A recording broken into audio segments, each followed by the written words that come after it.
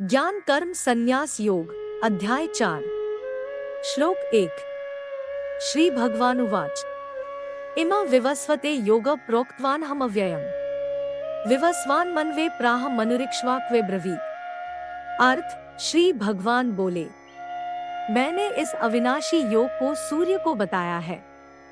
सूर्य ने मनु को संक्षेप में कहा और मनु ने इक्ष्वाकु को कहा।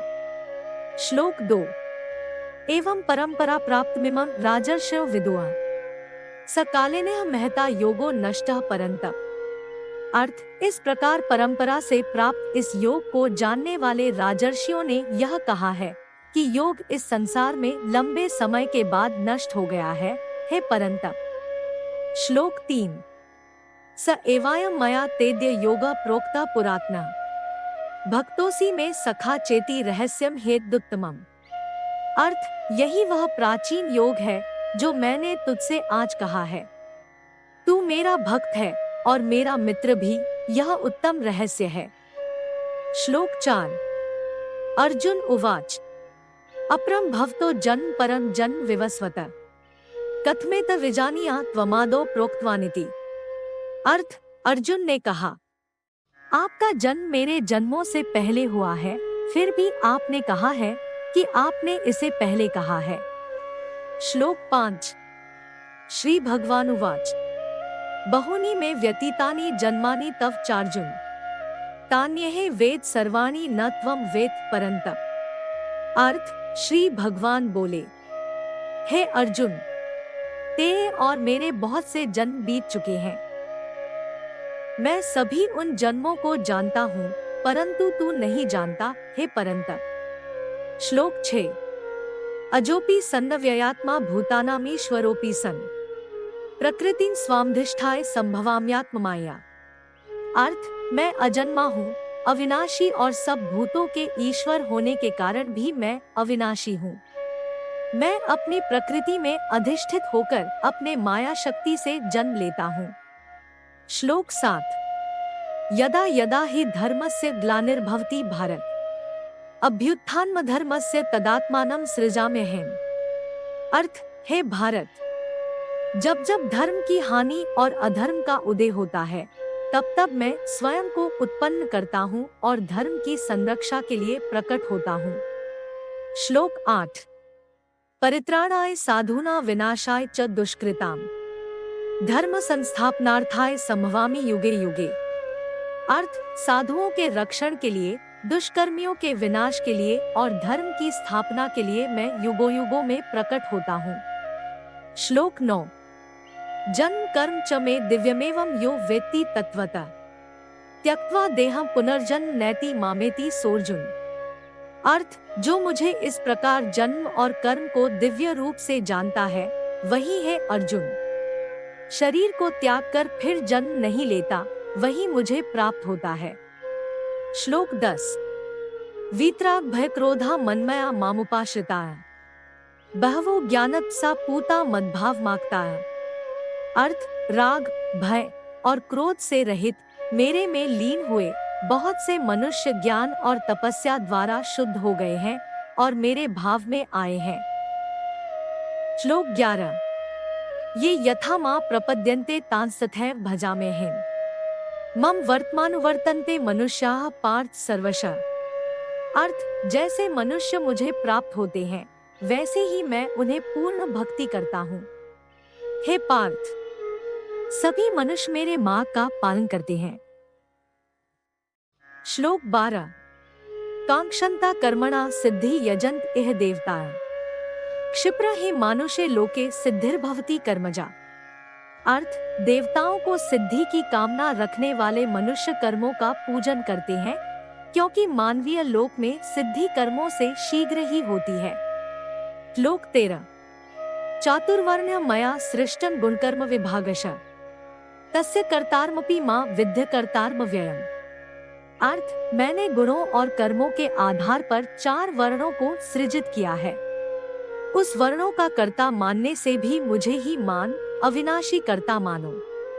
श्लोक 14 न मां कर्माणि लिम्पन्ति न मे कर्मफले स्पृहा इति मां योभिजानाति कर्मभिन्न स बध्यते। अर्थ, मेरे कर्मों से कोई भी अपवित्रता नहीं लगती है और मुझे कर्मफल की आकांक्षा भी नहीं होती। जो मुझे इस प्रकार जानता है वह कर्मों के द्वारा बांधा नहीं जाता। श्लोक 15। एवं ज्ञात्वा कृतं कर्म पूर्वैरपि मुमुक्षुभिः कुरु कर्मैव तस्मात् त्वं पूर्वैः पूर्वत्रं कृतम्। अर्थ, इस प्रकार ज्ञानी मुमुक्षुओं द्वारा ज्ञातवा तू भी पूर्वजों द्वारा किए गए कर्म कर, क्योंकि पूर्वजों ने भी उसी प्रकार कर्म किए थे। श्लोक 16। किं कर्मेति कव्योप्यत्र मोहिताः तत्ते कर्म प्रवक्ष्यामि यज्ञात्वा मोक्ष से शुभात्। अर्थ, कवियों द्वारा भी यहाँ कर्म और अकर्म क्या है यह भ्रमित हो गए हैं, इसलिए मैं तुझे उस कर्म को बताता हूँ जिसको जानकर तू अशुभ से मुक्त होगा। श्लोक 17। कर्मणो ह्यपि बोद्धव्यं च विकर्मणः अकर्मणश्च बोद्धव्यं गहना कर्मणो गतिः। अर्थ, कर्म को भी समझना चाहिए, विकर्म को भी समझना चाहिए और अकर्म को भी समझना चाहिए, क्योंकि कर्म की गति बहुत गहरी है। श्लोक 18। कर्मण्य कर्म यह पश्येत् कर्मणि च कर्म यः स बुद्धिमान मनुष्येषु स युक्ता कृत्स्न कर्मकृत्। अर्थ, जो अकर्म को कर्म के रूप में और कर्म को अकर्म के रूप में देखता है वही मनुष्यों में बुद्धिमान है, वही संपूर्ण कर्म करने योग्य है। श्लोक 19। यस्य सर्वे समारंभाः कामसंकल्प वर्जिताः ज्ञानाग्निदग्ध कर्माणः तमाहुः पंडितम बुधाय। अर्थ, जिसके सभी समर्पण कामना से रहित होते हैं, ज्ञान की आग द्वारा सब कर्म जला दिए गए होते हैं, उसे पंडित मुनियों ने बुद्धिमान कहा है। श्लोक 20। त्यक्त्वा कर्मफलासंगं नित्यतृप्तो निराश्रया कर्मण्यभिप्रवृत्तोऽपि नैव किंचित करोति सः। अर्थ, कर्मफल से आसक्ति को त्याग कर सदा संतुष्ट और आश्रय रहित होने वाला कर्म में लगा होने पर भी कुछ नहीं करता है। श्लोक 21। निराशीर्य चित्तात्मा त्यक्त सर्व परिग्रहः शारीरं केवलम कर्म कुर्वन्नाप्नोति किल्बिषम्। अर्थ, निराशी, शांत चित्त और आत्मा को त्यागने वाला, सभी संग्रहों को छोड़ने वाला, केवल कर्म करते हुए शरीर को किल्बिष नहीं प्राप्त होता है। श्लोक 22। यदृच्छालाभ संतुष्टो द्वंद्वातीतो विमत्सरः समा सिद्धाव सिद्धौ च कृत्वापि न निबध्यते। अर्थ, जो अपने आप की उपजाति को ध्यान में नहीं रखता, द्वंद्वों से परे और द्वेष रहित होता है, सिद्धि और असिद्धि में समान होकर भी उसे कुछ भी बांधता नहीं। श्लोक 23। गतसंगस्य मुक्तस्य ज्ञानावस्थित चेतसः यज्ञायाचरता कर्म समग्रं प्रविलीयते। अर्थ, सब संग से मुक्त, ज्ञान में स्थिर और समर्पित मन वाले कर्मयोगी के द्वारा किए गए सभी कर्मों का समूचा संपूर्णता में विलय हो जाता है। श्लोक 24। ब्रह्मार्पण ब्रह्मा हविर्ब्रह्माग्नौ ब्रह्मणा हुतम् ब्रह्मैव तेन गंतव्यम ब्रह्म कर्म समाधिना। अर्थ, ब्रह्मा को अर्पित किया जाता है, ब्रह्मा ही हवन होता है, ब्रह्माग्नि द्वारा ब्रह्मा को हविष्य कर दिया जाता है। उसी प्रकार ब्रह्मा कर्म के ध्यान द्वारा तत्वतः ब्रह्मा की प्राप्ति होनी चाहिए। श्लोक 25। दैवमेवापरे यज्ञम योगिना पर्युपास्ते ब्रह्माग्नाव परे यज्ञम यज्ञनैवोपजुह्वति। अर्थ, कुछ योगियों केवल दैवी यज्ञ का ही सेवन करते हैं और कुछ योगियों ब्रह्माग्नि में ही यज्ञ करते हैं, क्योंकि यज्ञ द्वारा ही वे यज्ञ को उपहार देते हैं। श्लोक 26। श्रोत्रादीन इंद्रियाण्यन्ये संयमाग्निषु जुह्वति शब्दादीन विषयान्य इंद्रियाग्निषु जुह्वति। अर्थ, कुछ अन्येंद्रिया श्रोत्रादि को इंद्रियाग्नियों में जुहुआ करती है और कुछ अन्येंद्रिया शब्दादि विषयों को इंद्रियाग्नियों में जुहुआ करती है। श्लोक 27। सर्वाणींद्रिय कर्माणि प्राणकर्माणि चापरे आत्मसंयम योगाग्नौ जुह्वति ज्ञानदीपिते। अर्थ, कुछ अन्येंद्रिया सभी कर्मों को और कुछ अन्येंद्रिया प्राण के कर्मों को आत्मसंयम योगाग्नि में जुहुआ करती हैं, जिनका ज्ञान द्वारा प्रकाशित किया जाता है। श्लोक 28। द्रव्ययज्ञास्तपोयज्ञा योग्यज्ञास्तथापरे स्वाध्याय ज्ञानयज्ञाश्चयतयः संचितव्रताः। अर्थ, द्रव्य के यज्ञ, तप के यज्ञ, योग के यज्ञ और वेदाध्ययन के यज्ञ ऐसे यत्नशील और संशय रहित व्रतधारी ज्ञानियों द्वारा संचित होते हैं। श्लोक 29। अपाने जुह्वति प्राणं प्राणेपानं तथापरे प्राणापानगति रुद्ध्वा प्राणायाम परायणाः। अर्थ, कुछ अन्येंद्रिया अपान को प्राण में और कुछ अन्येंद्रिया प्राण को अपान में जुह्वा करती हैं और प्राणपान की गति को रोककर प्राणायाम में निरंतर रत रहते हैं। श्लोक 30। अपाने जुह्वति प्राणं प्राणेपानं तथापरे प्राणापानगति रुद्ध्वा प्राणायाम परायणाः। अर्थ, कुछ अन्येंद्रिया अपान को प्राण में और कुछ अन्येंद्रिया प्राण को अपान में जुह्वा करती हैं और प्राणपान की गति को रोककर प्राणायाम में निरंतर रत रहते हैं। श्लोक 31। अन्नाद् भवन्ति भूतानि पर्जन्यादन्न संभवा यज्ञाद् भवति पर्जन्यो यज्ञः कर्मसमुद्भवा। अर्थ, पृथ्वी से अन्न प्राप्त होता है, पर्जन्य से अन्न का उत्पादन होता है, यज्ञ से पर्जन्य होता है और यज्ञ कर्म से यज्ञ की उत्पत्ति होती है। श्लोक 32।